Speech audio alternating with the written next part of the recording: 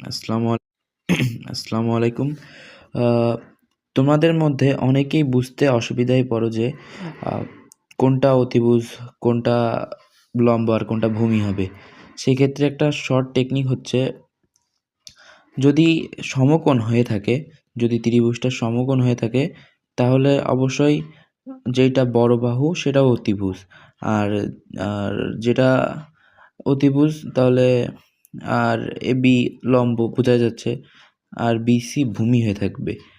এখন কথা হচ্ছে, আমরা তো 90 ডিগ্রি সচরাচর নাও দেখতে পারি। সেক্ষেত্রে যখন 60 ডিগ্রি থাকবে, তখন আমরা বড় বাহুটাকে আমরা সবসময় অতিভুজ ধরবো। আমরা বড় বাহুটাকে সবসময় অতিভুজ ধরবো এবং 60 ডিগ্রির বিপরীতে 60 ডিগ্রির বিপরীতে যেই বাহুটা থাকবে 60 ডিগ্রির বিপরীতে যে বাহুটা থাকবে সেটাকে আমরা লম্ব ধরবো।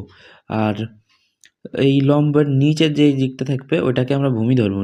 বিসি ভূমি, এই জায়গায় বিসি ভূমি। এখন ঠিক অন্য একটা ত্রিভুজ, একটু ব্যাকাটলো ত্রিভুজ, এটা বোঝার টেকনিক হচ্ছে, এই যে এখানে 45 ডিগ্রি কোণ মানে ইজি, এর বিপরীতটাই লম্ব হবে। বিসি লম্ব, বিসি যেহেতু লম্ব সেহেতু অর্থাৎ তাহলে এর নিচের অংশটাই হচ্ছে ভূমি হবে। বিসির নিচের অংশটাই ভূমি হবে। এবি ভূমি আর এসি অতিভুজ। ইজি, এসব পুরো ইজি। এইগুলো হচ্ছে আমাদের বেসিক টেকনিক।